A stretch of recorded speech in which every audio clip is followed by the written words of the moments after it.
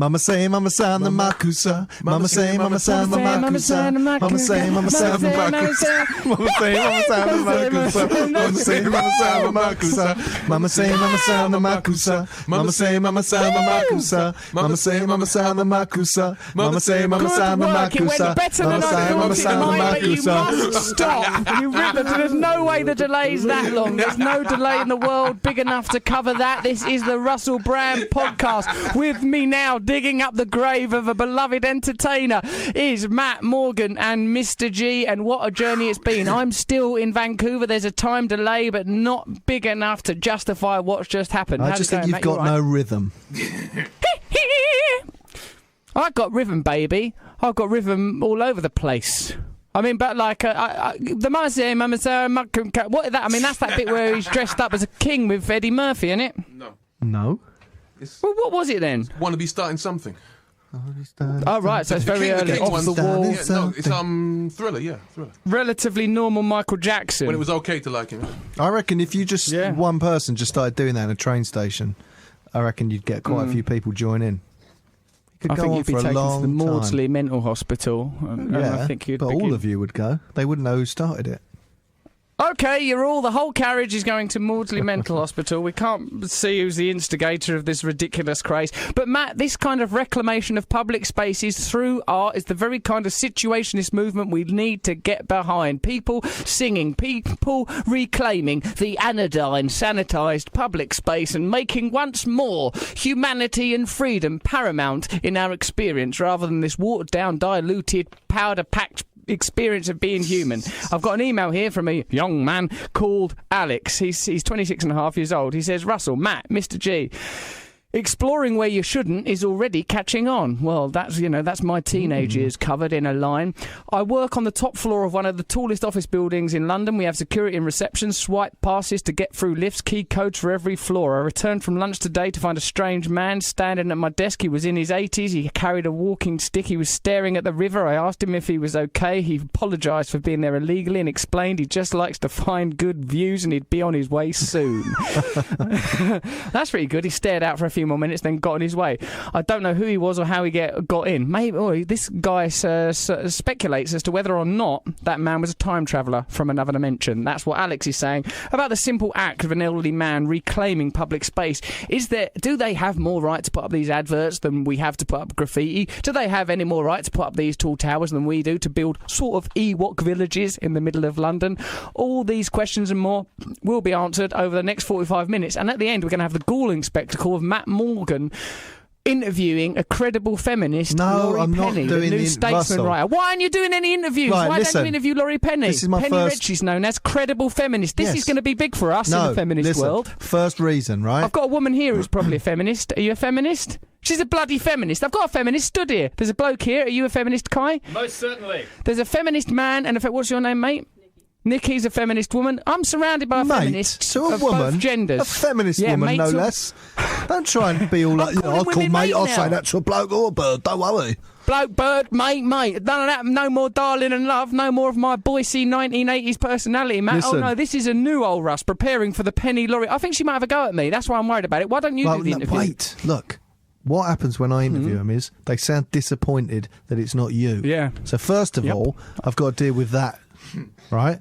Then I've got to try and claw back something. When I'm looking at the piece of paper, reading about them in the moment, I can only do one thing at once. That's why the wheels fall off quite quickly. You're a terrible interviewer. I can't do it. I don't want to do it. And I shouldn't have to do it. I do the bloody adverts. You can do it, Matt. I'm not interviewing a feminist. I haven't got any problems with women.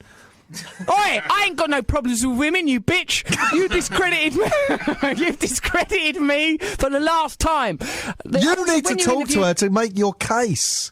I don't need to talk to her. I'm one of the best damn feminists ever there was, ain't I? Yeah, well, you then talk to her then. Parasite bloke. I didn't. Look, me and him had a real connection. No, you fucked it up. It was awful. It was a catastrophe. Now, look, I've got here with me a fucking name is in the show title, so you do it. you, you fucking cunt. Oh my God! I've got here the host of the nice when breakfast you're not show here. for Jack FM. His name is Kai. Hello, fellas. He's really being overly physical with me in that way that I think people from the colony sometimes think it's all right to do. It isn't. With you, or is that more general? Just generally with the English.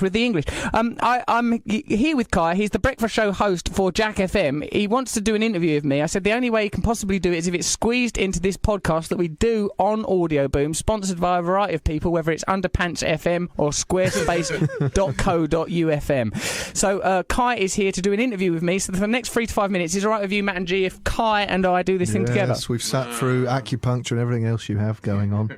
Bollock! Hey, I've been a great guy. I've been a good friend over the years. Yes, Let's do it now. We love you dearly. Here comes Kai. You sound absolutely thrilled there, fellas. Thanks very much for the support. No, it's not you, Kai. No, it's totally fine. Can I describe what we've got him set up here at the moment? We've thrown him in a bit of a booth at the back here, and he's got about 7 bottles of water strewn around the place, several bananas. He just ate a viciously unripe, what looked like a pear or something at the moment, Russ, is it? It was viciously unripe. It was like gnawing into a rock, Kai. It was an unpleasant experience, and I'm glad you've got the observational skills to set that up. And also out the door, there's an entourage of 17. So Fusspot Farm has actually gone on the road at the moment, so they're all here. Yes. Fusspot Farm, see? People like that. 17, and Fusspot Farm, we're there'll in be no 17. harm. What have we got here? Everywhere. I'll talk your to bring tongue, my I'll own touch your food. bum. You're all my mum round there. You don't need food. I love how he still knows the song. Hey, Russ, first up, buddy, what are you actually here in Vancouver for?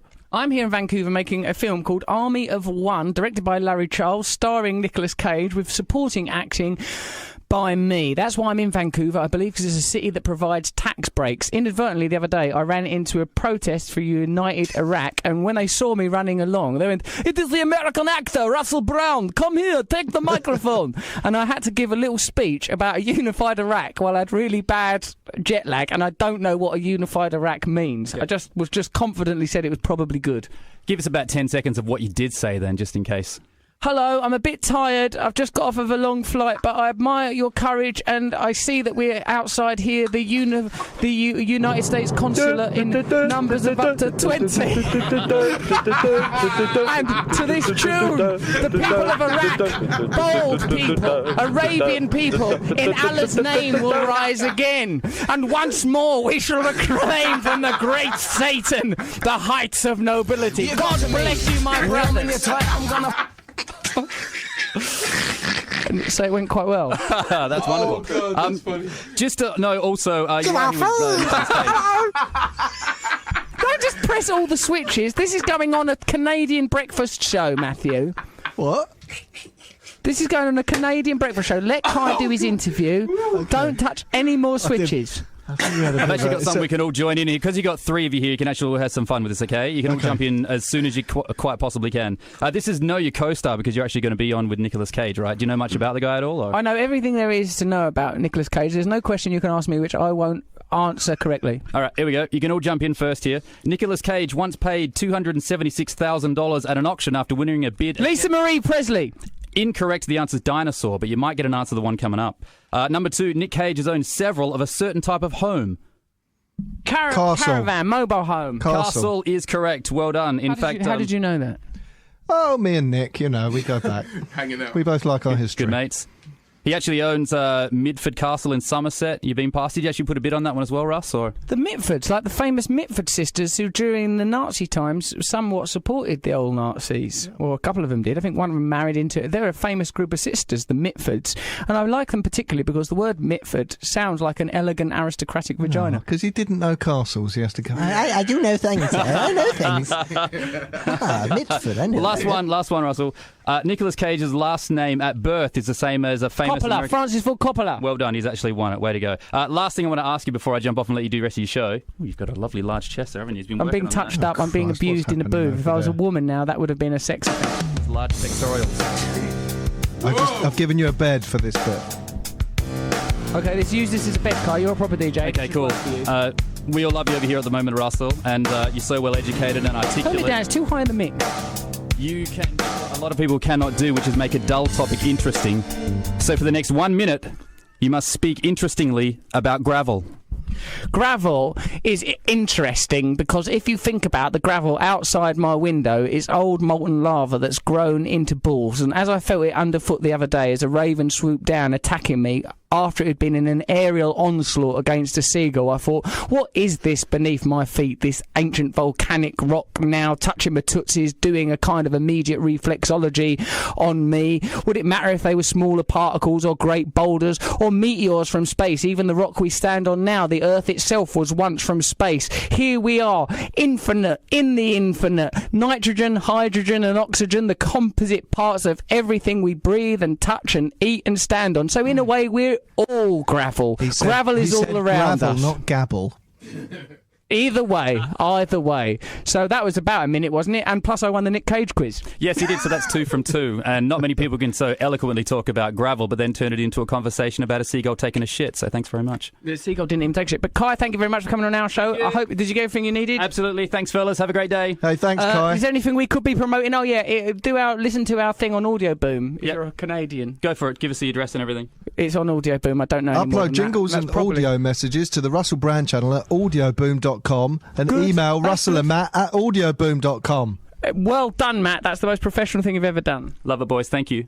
Cheers, Kai. Thank you very much. Well, we've got to carry on with our show now. Matt, have you got any emails or any... Are you going to contribute anything worthwhile over the course of this show? Are you just going to be a rabble-rouser, an instigator and a troublemaker? Well, I've got this here about me saying my face doesn't match my voice. Oh, yeah, that's interesting. Your face doesn't match your voice. Thank God, because I don't like either. Well, it says here that... Don't get me wrong, he's a good-looking fella, but his voice suggests Waitrose quinoa salad. But his face screams a case of Forex and a packet of Monster Munch from a petrol station. Well, that is actually what you're like. And this quinoa's a very late addition, isn't it? I mean, what he's trying You to don't say actually there even is eat my quinoa, voice do sounds you? middle class, but my face is a part of the underclass. Which I suppose is... If even in the underclass, there's a lot of people in the underclass would probably reject you. I mean, what I've always thought you look like, and have done for the last few years, is a member of a prison gang that's not doing well. Well, yeah, sort of down on their luck. A down on its luck prison gang though? The racist white supremacist one that can't keep control of its landing because a new influx of black inmates has really taken control. There was a time when I had a beard and a shaved head, and it did look a bit racist. You've still got those lovely eyes, though, Sonny Jim. That's the thing. Yeah. Now, isn't it? So Matt's mismatched voice and face are an intriguing topic, and many members of the Matt Morgan Appreciation Society, or Matty Cakes, many of the fledgling splinter groups that appreciate Matt in a way that I can't even begin to understand. Aside, there's an email here about one of my lovely new items, As the Crow Flies, as crows continue to leave their emblematic mark on this podcast and its ongoing narrative. This is from John. He says, I loved your interview with Bradley Garrett in podcast 19 and the story of your free runs around London. You might be interested to know that a lot of these ideas date back to the Situationist movement in Paris in the 50s. Their main man was called Guy Debord, as people like me will say, Guy Debord, knowing how things should be said proper. Is this about flanoirs? Flaneurs. Flaneurs. Yeah. It might be about flaneuring and situationism. And he understood that modern cities are constructed to lead you to the areas and buildings they want you to remember and to bypass and bury the areas they want to hide. For example, shops, government buildings, sports arenas, libraries, transport hubs, cultural landmarks and expensive dwellings are prominent, whereas working class housing, army barracks, sewage works, factories and power plants are less accessible. Of course. That's not I suppose a conspiracy, is it?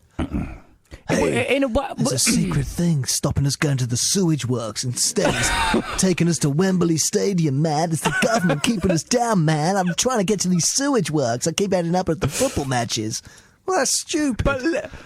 But a sewage works is an integral part of our municipal function and indeed our bodies. Yes, when but I was you don't want it in the middle of the city, do you? Because it stinks. So that's why they put it somewhere. It's not because they're trying to keep you us could down, say the man. same thing about working class communities. You don't want them in the middle of the city because they stink. No. That is precisely what's They're all over implicit the in that place. statement. It's not. It's this lack of integration that's causing our society to malfunction. You know, like even in our own nature, we don't integrate our bodily functions, our sexual desires, our intellectualism, our spirituality. They're all disparate things. And what he's saying there about the way you're led through a city is interesting. Of course, you're not going to go and watch shit trundling down a pipe the same way you would a football match, although this podcast has tried to make it as central as imaginable. But it's an intriguing point. But check out this. The Situationist thought that the only way to truly experience the reality of a city was to drift through it What a bunch of lazy bones. Oh, the only way to experience the city is to just drift through it, drunk, not doing any work, or helping properly when the Nazis turn up.